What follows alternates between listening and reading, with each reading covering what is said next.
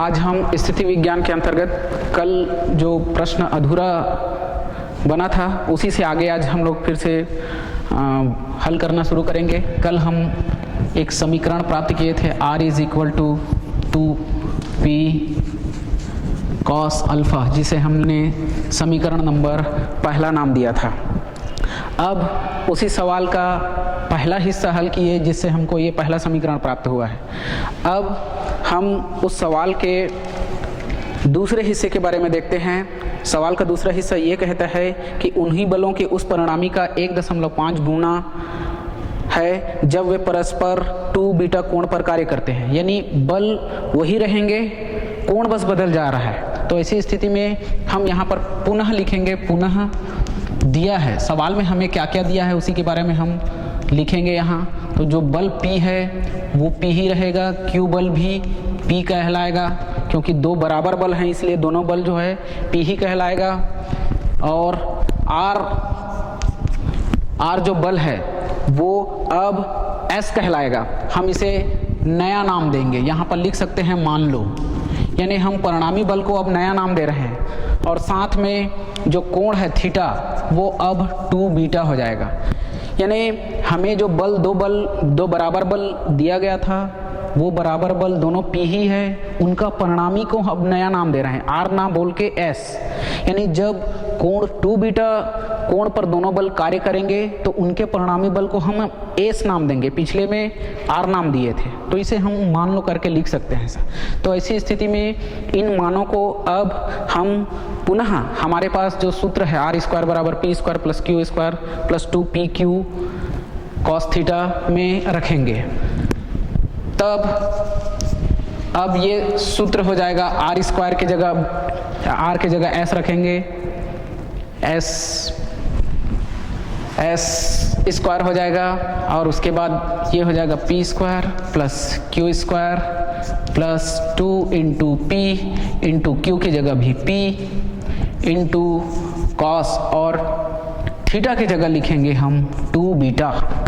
इस तरीके से इसे जब अब रखने के बाद उस परिणामी के सूत्र में रखने के बाद अब इसे हम हल करेंगे। सॉरी, यहाँ पर एक गलती हुई है, q² की जगह भी p² होगा।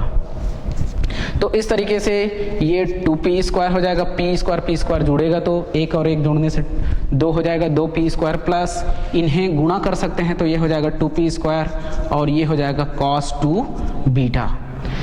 इस तरीके से दाहिने पक्ष को फिर से हल किया जा सकता है। दो पद हैं यहाँ पर, एक 2p² plus 2p² cos 2 beta, तो हम 2p² दोनों पदों में से कॉमन निकाल सकते हैं उभयनिष्ठ, तो ये हो जाएगा 2p²। कॉमन निकालेंगे तो ब्रैकेट के अंदर में 1 बचेगा यहाँ, और प्लस यहाँ से कॉमन निकालेंगे 2p² को तो बचेगा cos 2 बीटा। इस तरीके से उभयनिष्ठ निकालने के बाद अब ब्रैकेट के अंदर में 1 प्लस cos 2 बीटा है, इसे सॉल्व करेंगे, हल करेंगे। तो कैसे हल कर सकते हैं, जैसे हमने समीकरण पहला को प्राप्त करने में हल किया था वैसे ही हल करेंगे। 1 प्लस cos 2 बीटा की जगह हम लोग लिखेंगे 2 cos² बीटा माइनस 1। क्यों लिखेंगे इसका कारण हम यहाँ पर बताएंगे, क्योंकि cos 2 थीटा इक्वल टू होता है 2 cos² थीटा माइनस 1।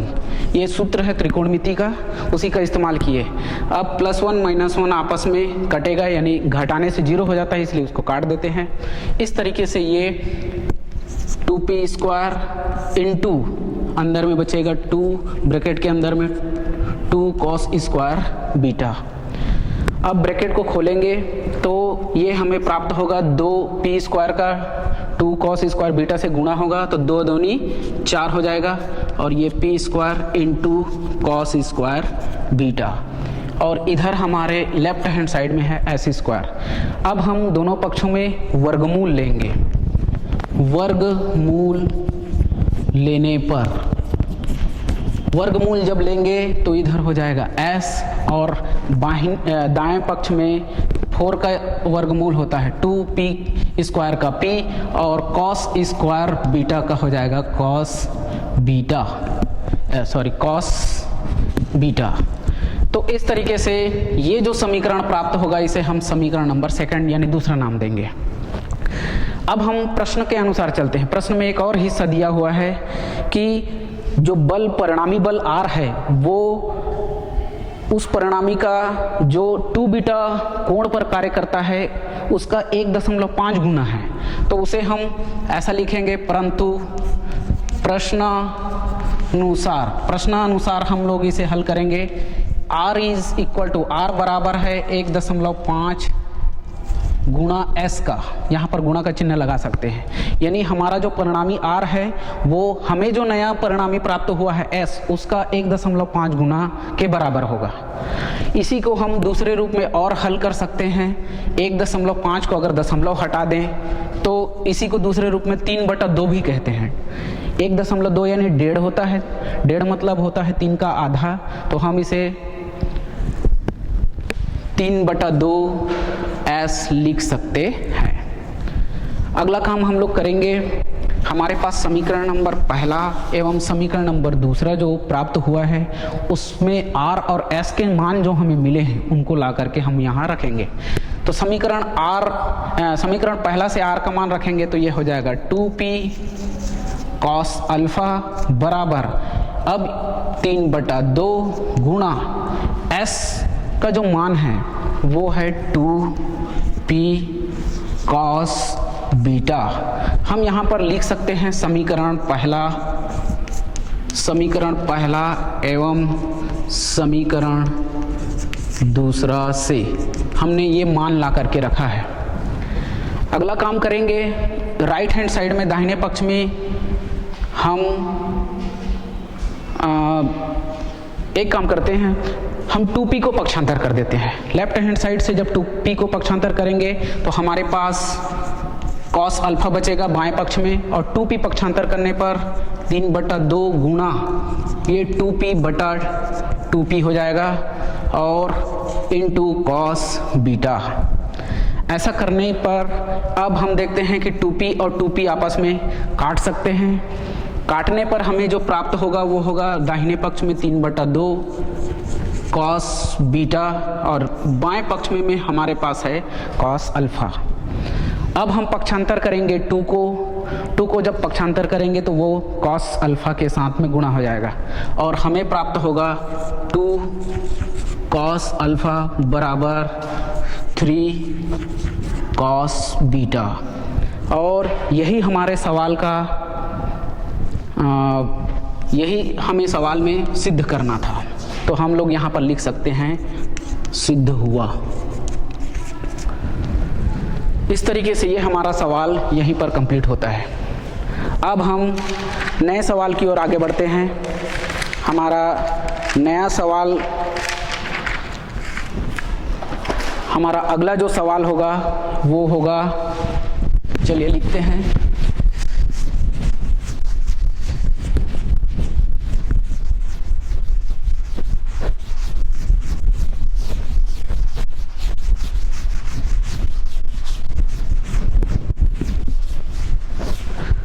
हमारा अगला जो सवाल होगा वो भी इसी शीर्षक से संबंधित है।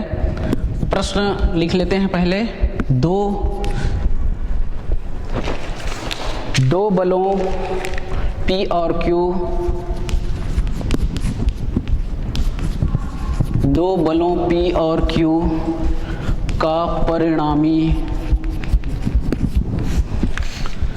जबकि P ग्रेटर देन Q, उनके बीच के कोणों को 1:2 में विभाजित करता है। सिद्ध कीजिए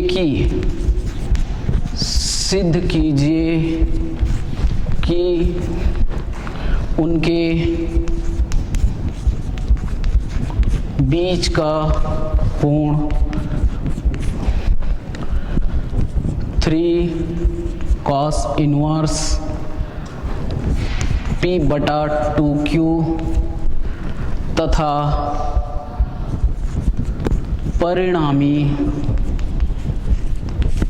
तथा तथा परिणामी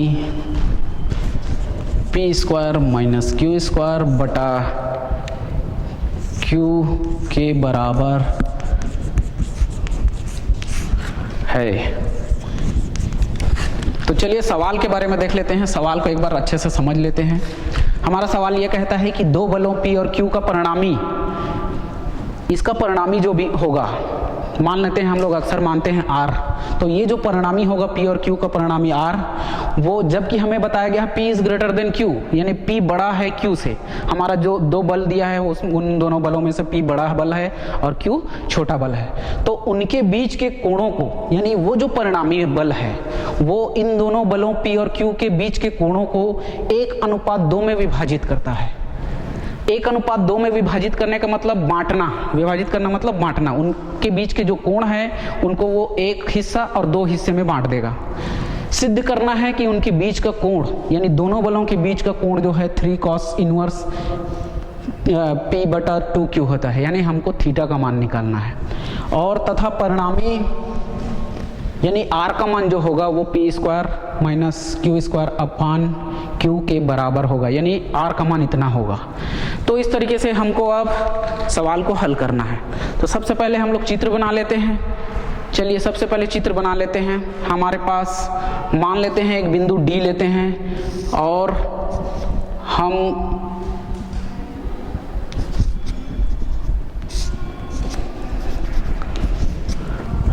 बल P को dA के रूप में प्रदर्शित करते हैं।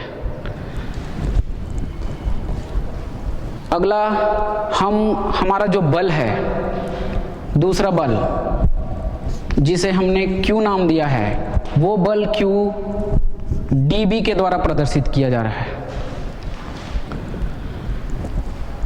तो हम अब अगला काम ये करेंगे,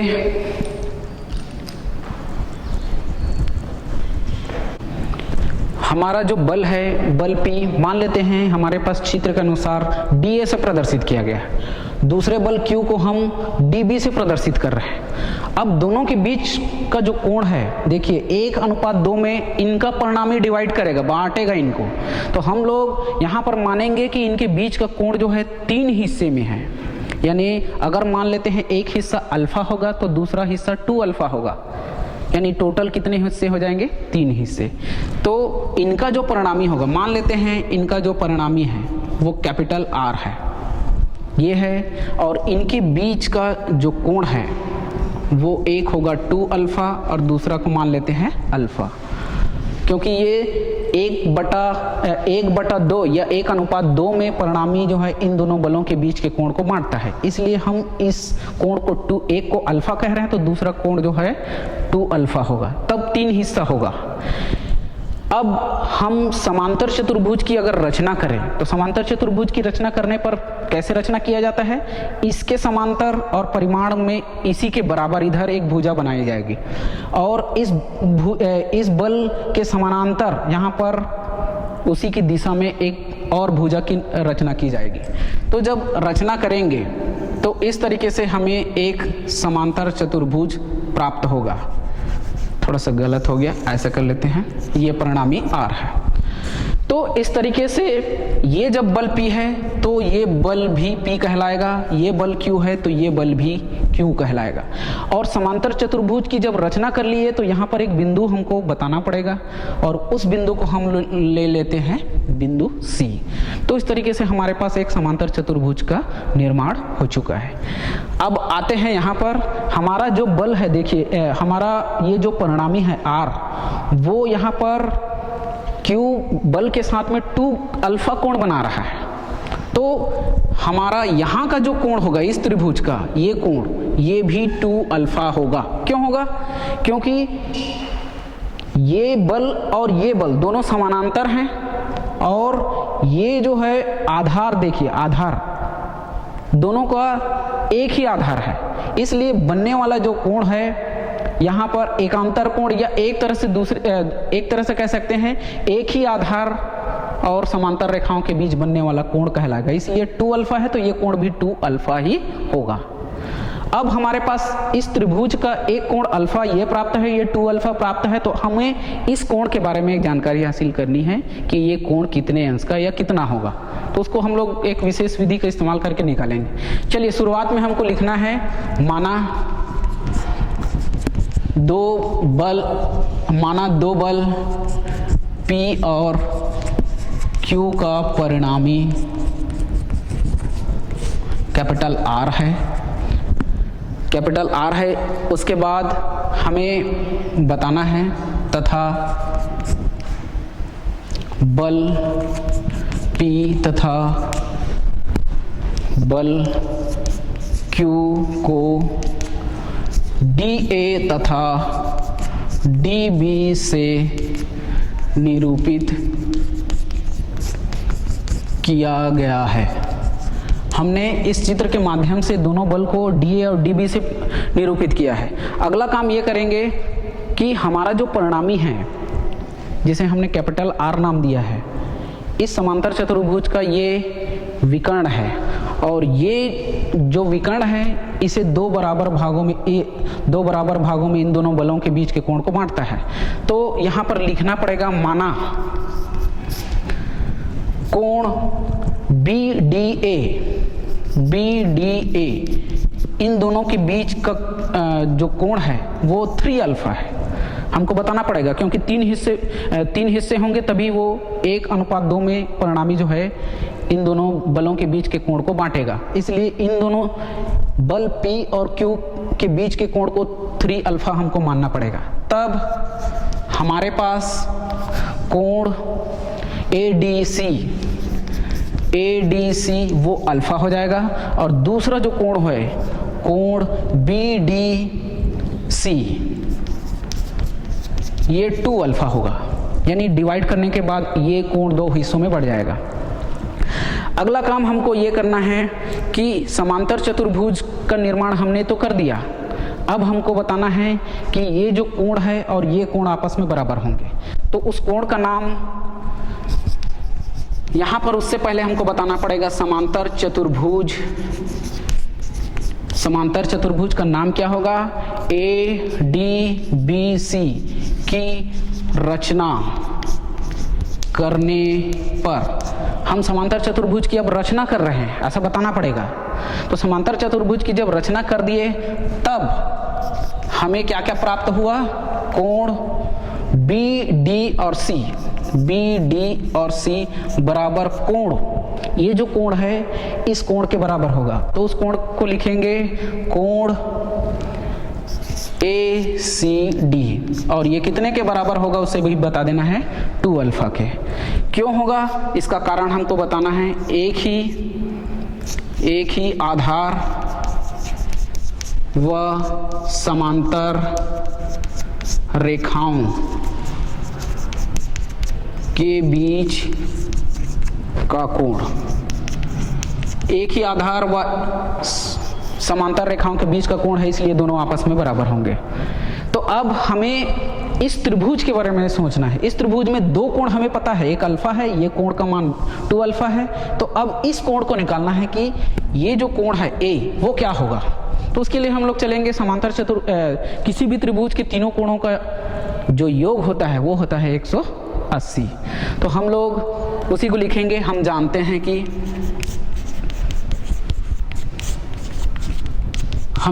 हैं कि alpha plus 2 alpha plus A, कोण A बराबर हम लोग लिखेंगे 180 अंश। क्यों लिखे इसका कारण हम लोग लिख सकते हैं। त्रिभुज के तीनों कोणों का योग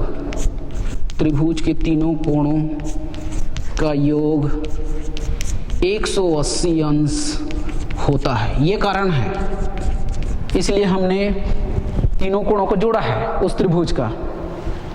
कहाँ से लिए इसे भी बता देते हैं। त्रिभुज ADC से हमने इस त्रिभुज को जो लिया है, इन तीनों कोणों को जोड़ रहे हैं, वो त्रिभुज ADC से लिया है।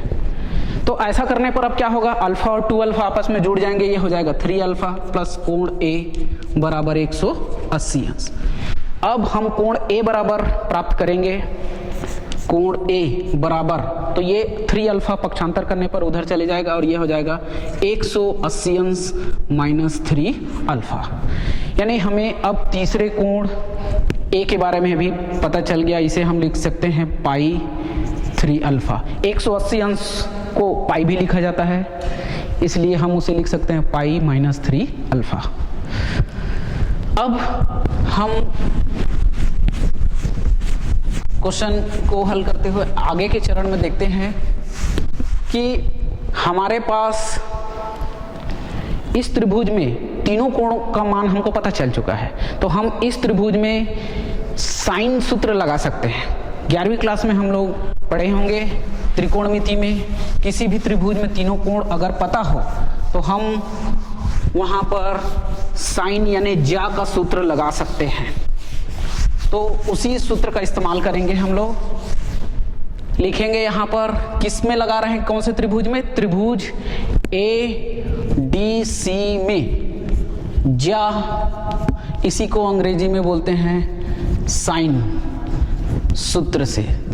तो साइन का सूत्र लगाएंगे तो कैसे लगाएंगे, बल P है, उसके सामने वाला जो कोण है 2 अल्फा, तो P बटा ये हो जाता है साइन सूत्र से P बटा साइन, और कोण उसके उस बल के सामने वाले, ये जो बल है इसके सामने में जो कोण है 2 अल्फा, उसी में साइन लगाना है, बराबर अगला जो बल है वो है बल Q, तो इसके सामने इस भुजा के या इस बल के सामने जो कोण है वो है अल्फा है, तो हम इसमें लगाएंगे साइन अल्फा, बराबर तीसरा जो बल है उस त्रिभुज का तीसरी जो भुजा है वो R है, इसके सामने जो कोण है वो है पाई माइनस 3 अल्फा, तो हम लोग यहाँ पर साइन पाई माइनस 3 अल्फा ये लगा दिए। तो इस तरीके से ये साइन सूत्र से हमें ये प्राप्त हुआ। अगला काम ये करेंगे, त्रिकोणमिति में साइन 2 थीटा का एक फार्मूला होता है, उसे लिखेंगे, P बटा हो जाएगा ये sine alpha, sorry 2 into sine alpha cos alpha हो जाएगा ये, बराबर Q बटे, इसे फिलहाल कुछ नहीं कर सकते तो साइन अल्फा ही लिखेंगे, और ये R बटा, अब साइन 180 है ये, तो 180 अंश माइनस थीटा, हम पूरक कोण त्रिकोणमिति में जाते हैं तो उसका सूत्र होता है, जब भी 180 अंश हो तो ये त्रिकोणमिति अनुपात बदलता नहीं है, साइन का साइन ही रहेगा और ये 3 अल्फा ही रहेगा। अब आते हैं 180 अंश माइनस थीटा जो होता है त्रिकोणमिति में वो होता है द्वितीय चतुर्थांश का, और द्वितीय चतुर्थांश में साइन होता है, इसलिए ये धनात्मक ही होगा। तो हम लोग यहाँ पर चाहे तो कारण बता सकते हैं, चूंकि साइन 180 अंश माइनस थीटा इक्वल टू होता है साइन थीटा, ये फार्मूला है त्रिकोणमिति का। अगला काम, अच्छा एक सूत्र हमने और इस्तेमाल किया, उसे भी लिख सकते हैं यहाँ पर, चूंकि sine 2 theta is equal to होता है 2 sine theta dot cos theta, तो इस तरीके से दूसरा सूत्र इस्तेमाल किए, तो ये हो जाएगा P बटा 2 sine alpha dot cos alpha बराबर Q, यहाँ भी फिलहाल कुछ नहीं किया जा सकता पर यहाँ किया जा सकता है। हमारे पास साइन 3 थीटा का त्रिकोणमिति में एक सूत्र होता है, उसी सूत्र का इस्तेमाल करेंगे, तो ये हो जाएगा 3 sine alpha minus 4 sine cube alpha. यहाँ पर कारण बता सकते हैं, चूंकि sine 3 theta is equal to होता है 3 sine theta minus 4 sine cube theta, ये सूत्र होता है त्रिकोणमिति का, उसी का इस्तेमाल हमने किया। अगला काम ये कर सकते हैं, हम पूरे इस समानुपात में साइन का गुणा करेंगे। इन समानुपात को अब देखते हैं कि इन सारे तीनों समानुपात में देखिए हर में साइन अल्फा, यहाँ भी साइन अल्फा है, तो हम क्या करेंगे, अब तीनों समानुपात में साइन अल्फा को गुणा कर देते हैं। तो गुणा करने से क्या होगा, यहाँ का साइन अल्फा, यहाँ साइन अल्फा, ये जो साइन अल्फा है वो आपस में कट जाएंगे। तो हम यहाँ पर अब वही अपनाएंगे रूल, नियम, साइन अल्फा का अंश में गुणा करना है, ये बात ध्यान रखिएगा, अंश में गुणा करने पर तो हम लोग केवल अंश में ही गुणा कर रहे हैं, कर सकते हैं, क्योंकि जो रूल हम एक अनुपात में लगाएंगे वही रूल दूसरे में भी लगा रहे हैं, इसलिए हम एक ही रूल को तीनों जगह लगा सकते हैं। तो साइन अल्फा का अंश में गुणा करेंगे तो ये हो जाएगा p इंटू साइन अल्फा अपान 2 into sine alpha dot cos alpha बराबर ये हो जाएगा q इंटू साइन अल्फा अपान ये हो जाएगा साइन अल्फा बराबर r इंटू साइन अल्फा अपान 3 साइन अल्फा। एक काम करते हैं, यहाँ पर हम साइन अल्फा को कॉमन ले लेते हैं नीचे में, क्योंकि बाद में लेना ही पड़ेगा। तो ये साइन अल्फा कॉमन लेंगे यहाँ, तो नीचे में बचेगा 3 minus 4 sine square alpha bracket के अंदर। तो इस तरीके से हमने यहाँ पर दो काम किया, साइन अल्फा का अंश में गुणा भी किया और ये तीसरे जो अनुपात है उसमें हमने कॉमन भी निकाला है। तो अब ऐसा करने पर हमें क्या फ़ायदा होगा, हम साइन अल्फा यहाँ नीचे में ऊपर और नीचे साइन अल्फा काट सकते हैं। ये साइन अल्फा इससे कटेगा, ये साइन अल्फा इससे कटेगा। इस तरीके से अब जो बचा उसे लिखेंगे।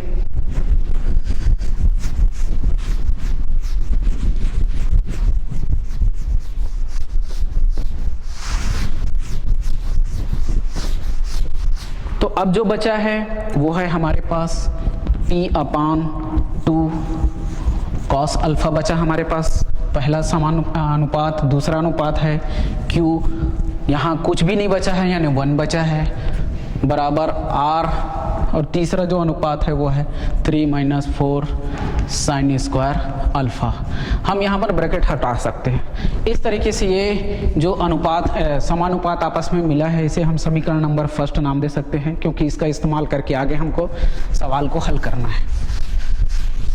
अब हम तीनों समानुपात आपस में बराबर हैं, तो इनमें से प्रथम दो समानुपात को लेकर के हम सवाल को हल करेंगे। तो यहाँ पर लिखेंगे समीकरण पहला से प्रथम दो पद या दो पदों को लेने पर, ऐसा लिखेंगे दो पदों को लेने पर, यानी हम ले सकते हैं p अपान 2 कॉस अल्फा बराबर q अपान 1, ऐसा ले सकते हैं। ऐसा लेने के बाद हम क्या करेंगे, इनको हल करेंगे। अब इन दोनों अनुपात को तो हल कैसे करते हैं, हम लोग 10वीं क्लास में पढ़ेंगे समानुपात वाले में। इसका गुणा इससे, इसका गुणा इससे, दो पक्षों में बढ़ जाएगा। तो इसका गुणा जब इससे करेंगे तो ये हो जाएगा p बराबर, इसका गुणा इससे करेंगे तो ये हो जाएगा 2q कॉस अल्फा। अगला काम हम ये करेंगे कि q को भी 2q को भी पक्षांतर कर देते हैं, तो ये हो जाएगा p अपान 2q बराबर ये हो जाएगा दाहिने पक्ष में कॉस अल्फा। इस तरीके से ये जो समीकरण प्राप्त हुआ इसको हम समीकरण नंबर सेकंड नाम दे देते हैं। समीकरण सेकंड नाम देने के बाद अब अगला काम हम ये करेंगे, हम यहीं से अल्फा का मान निकाल सकते हैं।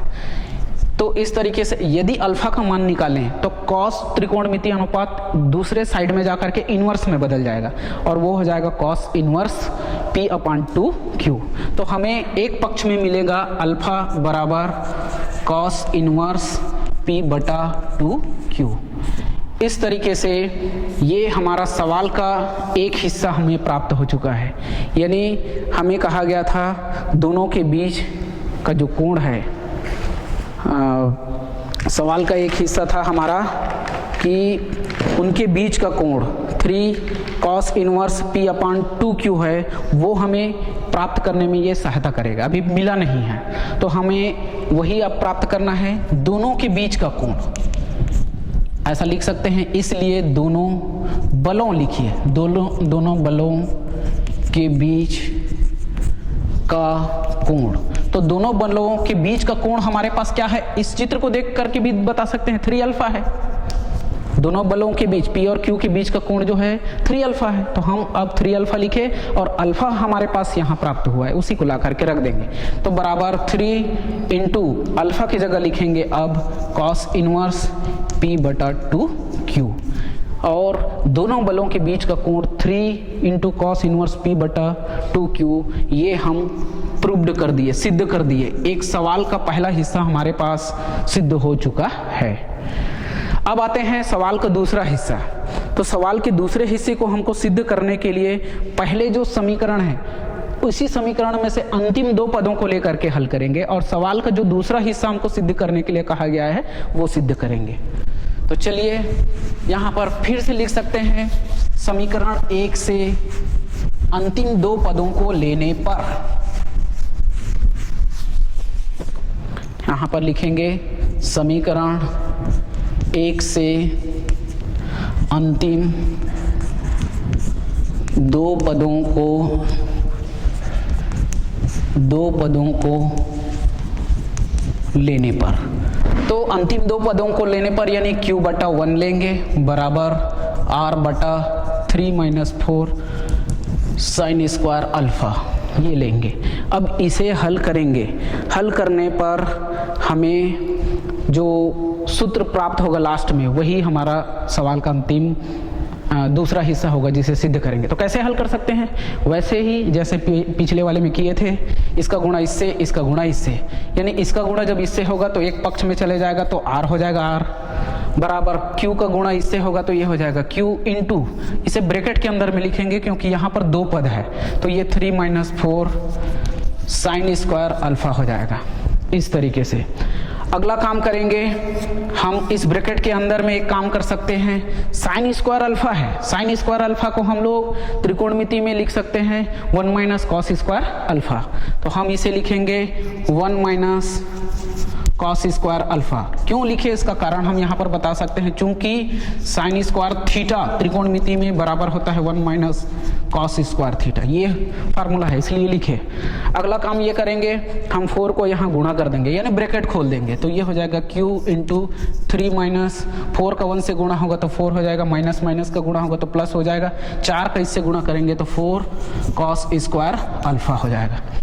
इस तरीके से गुणा करने पर अब देखते हैं कि इस ब्रैकेट के अंदर में 3 और -4 है, ये प्लस माइनस आपस में घटा सकते हैं तो ये हो जाएगा q इंटू, यहाँ पर लिखेंगे -1 बचेगा, 3 और -4 को घटाएंगे तो -1 प्लस 4 cos स्क्वायर अल्फा। इस तरीके से अब देखते हैं कि हमारे पास जो धनात्मक पद है उसे हम पहले लिख लेते हैं और माइनस वाले जो पद है उसे बाद में लिख लेते हैं। तो अब हमारे पास है r बराबर, इसे लिखेंगे 4 cos स्क्वायर अल्फा -1, ये ब्रैकेट के अंदर r बराबर ये प्राप्त हुआ।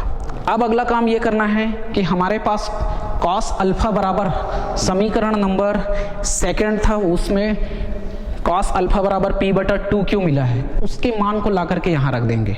तो अगला काम ये होगा 4 इंटू cos स्क्वायर अल्फा है तो ये हो जाएगा p²/4 q स्क्वायर हो जाएगा और -1 कहाँ से ला करके रखे इस मान को, समीकरण नंबर 2 से।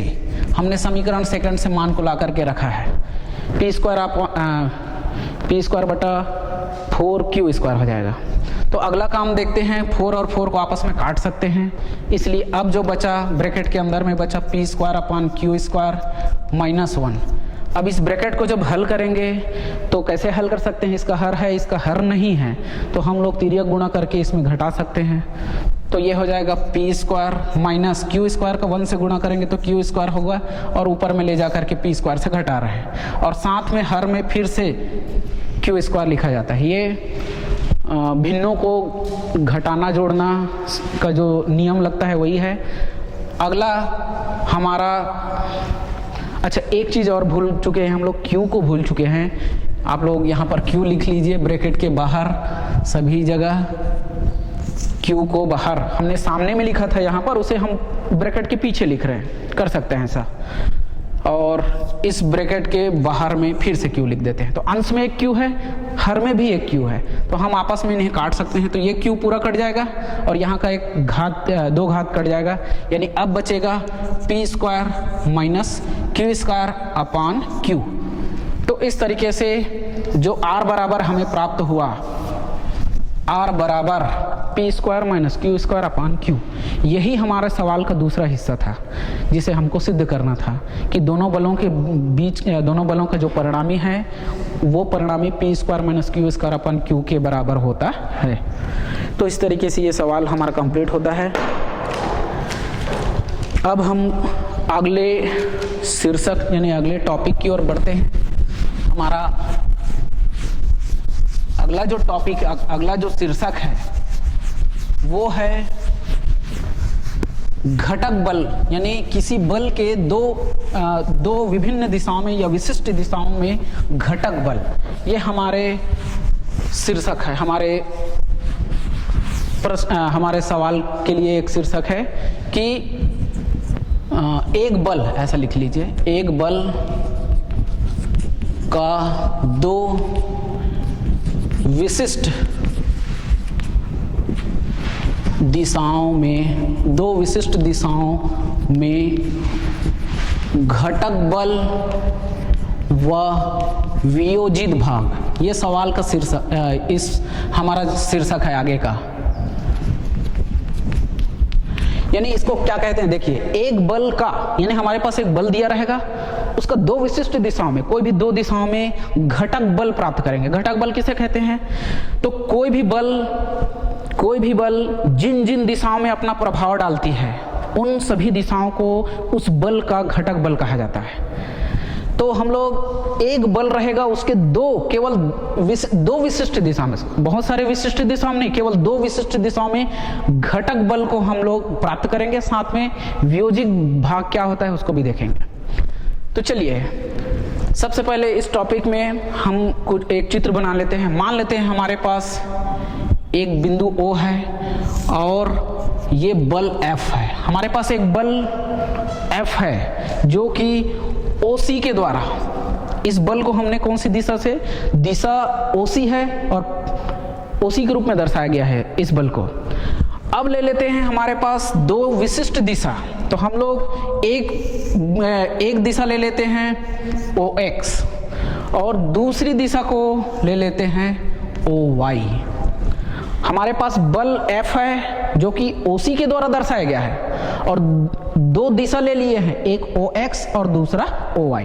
और यही जो बल है, मान लेते हैं OX के साथ अल्फा कोण बनाता है और यही जो बल है वो इस सेकंड नंबर का जो दिशा लिए हैं उसके साथ में बीटा कोण बनाता है। ये हमने माना है अपने से, कोण तो बन ही रहा है, देख रहे हैं, तो हम लोग मान लेते हैं कि जो भी कोण बन रहा है ये अल्फा है, दूसरा बीटा है।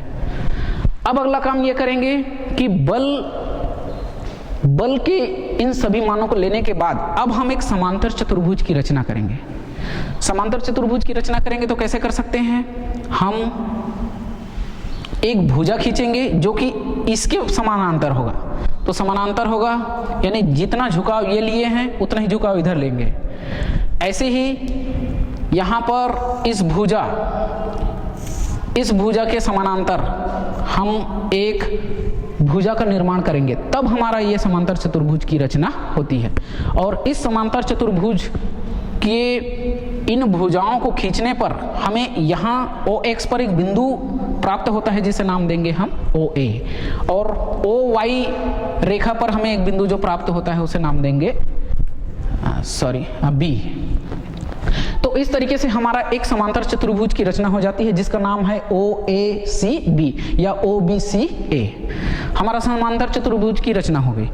अब हम लोग समांतर चतुर्भुज की जैसे ही रचना किए तो ये जो OA प्राप्त हुआ है यही बल F का OX दिशा में घटक बल कहलाएगा, जिसे हम लोग चाहे तो नाम दे सकते हैं P।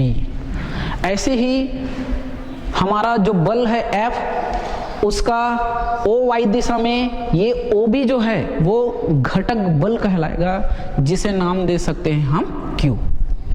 तो शुरुआत में हमने चित्र में सब कुछ समझा दिया है, अब यहाँ पर लिखना पड़ेगा।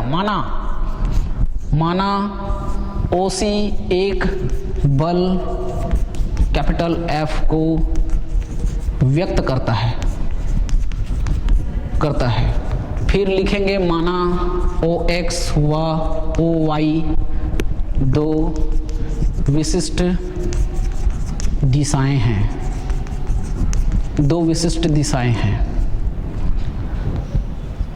तथा F OX व OY के साथ क्रमशः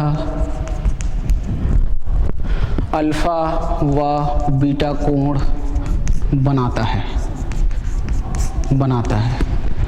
तब समांतर चतुर्भुज जिसका नाम है OACB की रचना करने पर OA व OB क्रमशः OX व OY दिशाओं में बल F के घटक बल कहलाते हैं। तो इस तरीके से इन घटक बलों को ज्ञात करने का हमारे पास एक सूत्र दिया गया है, तो उसे लिखेंगे। इसलिए OX दिशा में बल F का घटक बल P बराबर हम लोग लिखेंगे बीटा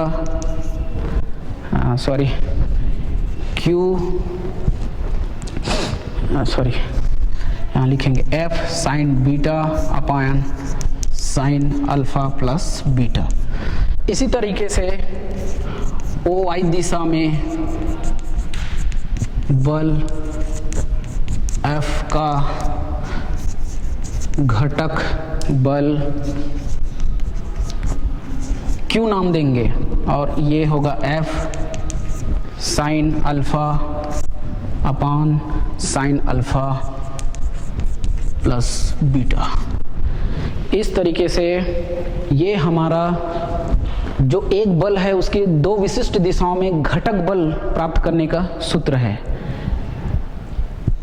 ये बल P और ये बल Q इस बल F का घटक बल कहलाएगा, जिसे प्राप्त करने के लिए, जिसे ज्ञात करने के लिए हमारे पास दो सूत्र दिया गया है। कल हम लोग इसी शीर्षक से संबंधित आगे के कुछ सवाल हल करेंगे। आज के लिए धन्यवाद।